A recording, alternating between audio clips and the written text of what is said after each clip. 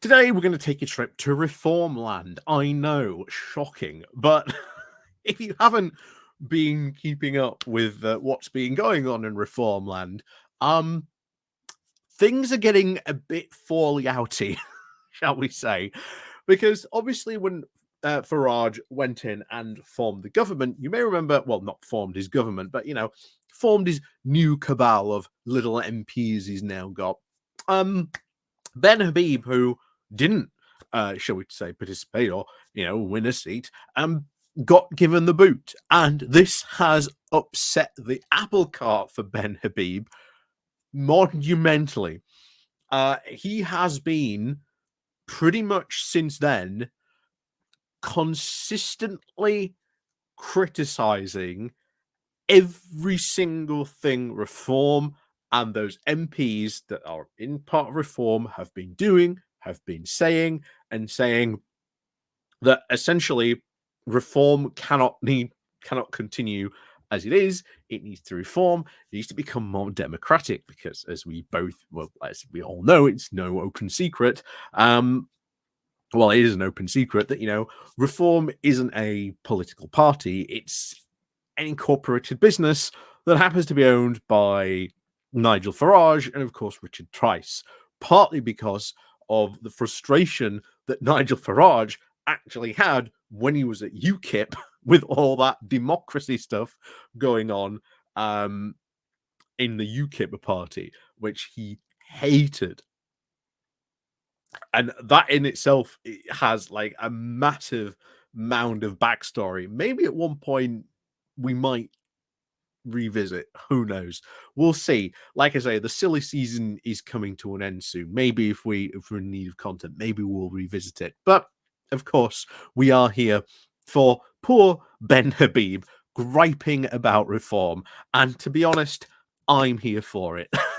Anytime that anyone falls out in politics, especially, of course, in reform, really just goes to show you not all, shall we say, is nice and comfy in Nigel Farage's little party that he has going on here. So, will Ben Habib become some sort of old, ancient, angry god hurling thunderbolts down atop from Mount Olympus saying, "I told you so, Nigel, I told you so," or just like maybe, Nigel Farage and etc., maybe they'll eventually go wisping off somewhere into the night.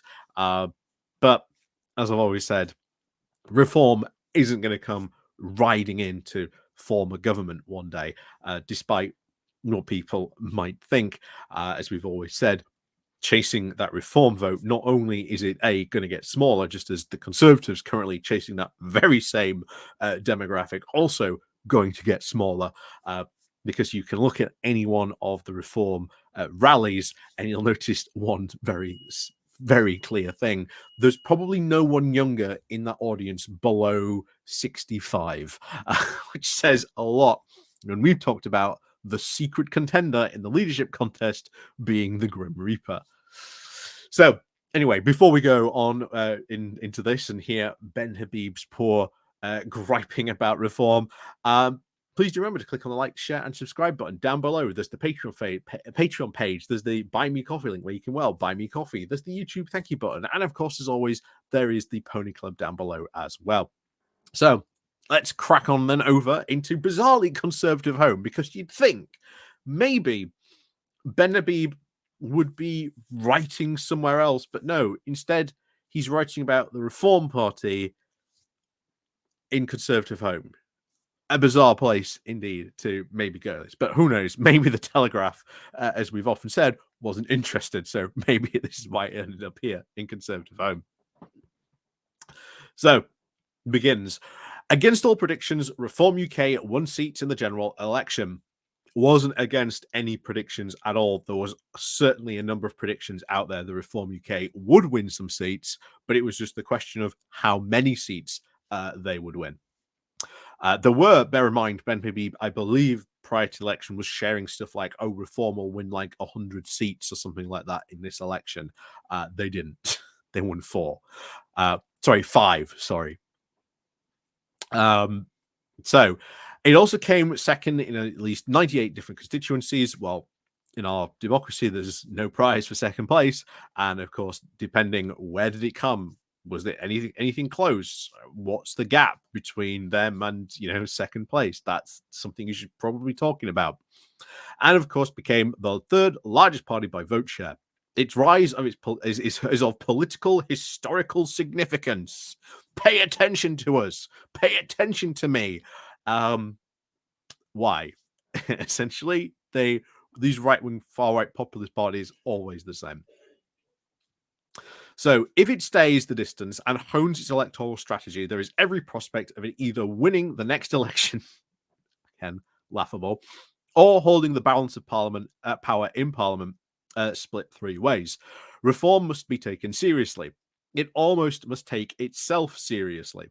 No one takes reform seriously, especially with their, well, put it this way, their manifesto made Liz Truss's mini budget look comparatively sane, if you remember that. So, in its previous life, Reform was the Brexit Party, set up in a rush in early 2019 to contest the European parliamentary elections. To be fleet of foot was, of course, it was incorporated as a company, with its star performer Nigel Farage now owning 8 out of 15 shares and Richard Trice's deputy owning 5. Trice had influence, but Farage controlled the party. He still does, having added another 1 of the 15 shares now to his ownership. Thank you very much to his. But actually, something that wasn't put in Nigel Farage's expenses, his ownership of these shares. Does he get dividends from them, etc.? We don't know. But, that money goes somewhere. And to be honest, I wouldn't be surprised because you could deal with Farage very easily. You could just say all political parties must have, some structure, and then just either A, force reform to, reform into that Democratic Party system, or it gets the boot and it loses all those MPs because it refused to, change into a Democratic Party system rather than a limited incorporated company, which is not what you want really for a political party. So he continues, I was a Brexit Party MEP, and like the rest of us, I left the party and the UK formally left the EU in January of 2020. To his credit, Trice stayed on and renamed the party Reform UK, and to keep it going in anticipation of a political comeback, Farage went on to pastures new, seeking a more remunerative life than offered in politics. At that time, I was now deeply dissatisfied with Boris Johnson's withdrawal and subsequent trade and cooperation agreements.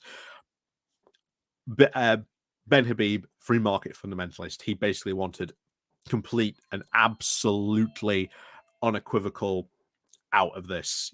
We want nothing to do with the European Union. We want out of it completely. We want, WTO terms, essentially. That was, again, likely to very much happen. But, well, anyway, we're back. So where were we? Yes, Ben Habib griping about reform. Honestly, before we continue, Ben Habib knew what he was getting into. As he's already said, he was part of this before. He knew it.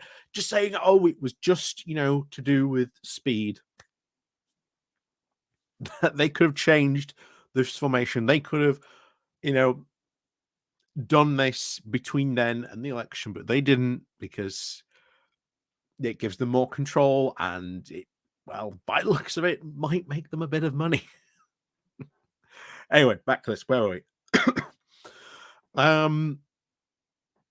So yes, he disagreed with the Boris Johnson. Crucially, amongst the other major defects that they did not deliver the country out of the EU as one United Kingdom. Northern Ireland has now been left behind. I've spent the last 4 years trying to fight the Irish Sea border created by those agreements. And we've said countless times why that is not going to work, being, of course, the Good Friday Agreement. How does Ben Habib intend to, solve that problem? That never, comes up as one. When Richard Trice invited me to join Reform in late 2022, I was very reluctant to do so. I'm sure he was. I'm sure he was. Nigel had, of course, accepted as Brexit being done. I had not. I did not want to join a party which was controlled by one individual, especially one with whom I was not fully aligned with on this key constitutional matter. Yeah, I'm totally sure you didn't go running back to reform after you were invited back in. We had very extensive discussions over the party structure, but Farage declined to redistribute his shares in a way which would have at least created a partial democracy. In the end, I settled for the latter to confront from Tice, which he had undertook to maintain the fight for Brexit and Northern Ireland, not to do any deals with the Tories, and to run the party uh, consequently. Oh yeah, yeah. Oh yes, I want part of this. I want part of this reform shares too. Yeah. Totally democratic system you want there, saying you want shares in the party. So continues. So I joined Reform in March of 2023, becoming its deputy leader a year later. Yeah, because he'd been given power. You know, being deputy leader as part of this party gave him a lot of his power. Remember, the only reason Ben Habib is writing this is because he lost that position. Richard and I then built a good support for the party, taking it from 6% in the polls when I joined to 16% when the election was called in May of this year. We did on this on a very shoestring, old fashioned way of touring the country and being ever present on the airwaves. In the end, Reform won about 14% share of the votes, in line with our pre election polling. Nigel had also incidentally said he would not stand in the election. Appointing himself leader on the 3rd of June came as a surprise to me as to everyone else. Yeah, I'm sure, totally sure it came as a surprise. And this isn't, trying to rewrite a bit of history. Um, with the changing leadership, I knew that the letter that Richard had written was no longer going to be effective. Once again, I started pressing Trice and Farage to now democratize the party. Needless to say, a general election uh, is in no time to start the process of restructuring, and we had agreed to pick up the debate afterwards.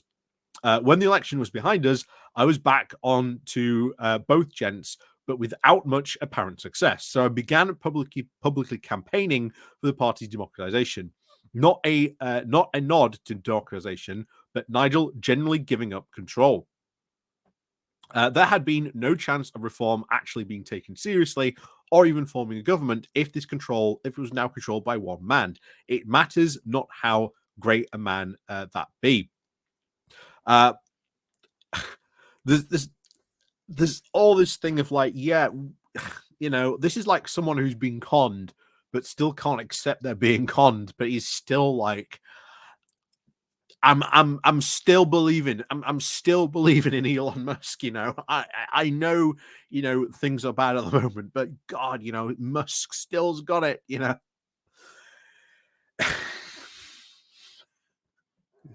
This is so bizarre how this is coming across. But anyway, I'm also very accurately aware of how vital it is that reform succeeds. This is the only hope the country has of freeing itself from the grip of international and domestic unaccountable institutions. I love it. International and domestic unaccountable institutions. Well, if it's domestic, it is accountable. And what exactly does Ben Habib consider a domestic unaccountable institution? Anyway, he continues with saying the hollowing out of our democracy and now reversing the breakup of our United Kingdom. Rocking the boat very publicly has been very discomforting. Many reform voters have not liked it. I most certainly did not want to damage the party, but I have had no alternative. For the sake of the party and for the country, I have to stand firm. Ben Habib standing against, standing, taking one for the team for democracy. um, I was therefore delighted on the 22nd of August when Ziv Youssef, the party's new chairman, declared that Farage would be giving up his controlled shareholding and membership would be able to be appointed and remove the party's leader. Of course, that has yet to actually be put into effect, and I shall be monitoring the situation. But the declaration is, of course, a massive step forward. Yeah, I don't think that will happen. I don't think Farage is going to give up those shares. I don't think they're honestly going to give up the control that they have. Because if you look at the past, you look at Nigel's constant attacks, or at least attacks he had against him and between like the council of UKIP. doesn't get talked about. And again, as I said at the beginning, we should probably talk about that at some point in the future, maybe. Um, they did constantly butting heads with each other because Farage did not like what they had to say. They did not like what he had to say about them. They were constantly at odds with each other. And Farage going into that democratic system, he's going to avoid it. Reform might become some sort of pseudo democratic party system, but I don't think it's going to happen. So Ben Habib trying to take one for the team, damaging reform. You continue, and to be honest, uh, people can tell. How sour are you, grapes? Pity you were good. Someone else. I'm much more concerned, of course, about the Conservative Unionist Party. After all, this is on Conservative Home. Waiting far too long to put out a new party leader imposed is, I believe, a mistake. We are now currently in limbo. Parliament is in recess, and we should be shouting at Labour, not navel gazing again. We are losing significance by the day, and now we are asked to look at a failing, at a falling out with reform. Really? Someone else here. Sorry to disturb Ben and the other people who say reform will not be taken seriously until that is, or that it has been now, of course, less than 2 months. Had we, of course, forgotten the reform when 14% of the votes cast? It is entirely possible that with a longer campaign, reform's vote share would have been even higher. Slim chance ours that would have been. In general terms, despite our party's very dismal administrations of the last few years, reform certainly has gained more than we have lost, but we can easily now clear the hurdle beyond which a party must now be taken seriously. We must absolutely take that 14% seriously. Um, yeah, no. Honestly, this is kind of funny. I look forward to those who complain about Mr. Gork not being conservative, making the same point to Ben. I'm afraid it's Nigel's way or the highway, and the 60-year-old ecologist that is Mr. Farage is not going to change. If you think that he is interested in government, think again, Ben. He is terrified of real responsibility. The problem reform have is that too much of their appeal is to disadvantage people who love the anti-immigrant, anti-native stuff, but economically lack tack left. If immigration loses some of its salience, from which time to time it does, I think it has very little electoral appeal. But there you go. Yeah, Habib is also like a misguided victim who keeps on returning to his abuser, akin to the trauma bond. Farage is not going to change his ways. Reform Limited now functions solely as an extension now of his ego.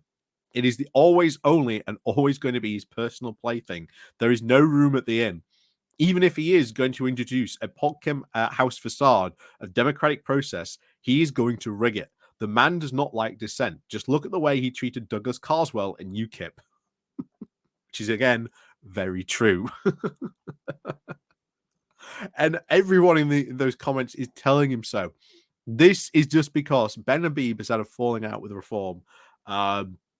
And long may that continue. Long may these sour grapes continue between the two, because it is honestly, for the past week or so, been quite funny to see them argue, especially on Twitter. What's more funny, of course, is Farage doesn't respond. It's just Ben Habib shouting into the ether about that. But long may that continue, because it is kind of funny. But as someone else pointed out, he should have known. Farage is not going to change his ways, not now. The leopard is not going to suddenly change its spots on this, absolutely. But let me know what you think down below. And of course, as always, we'll see you all next time.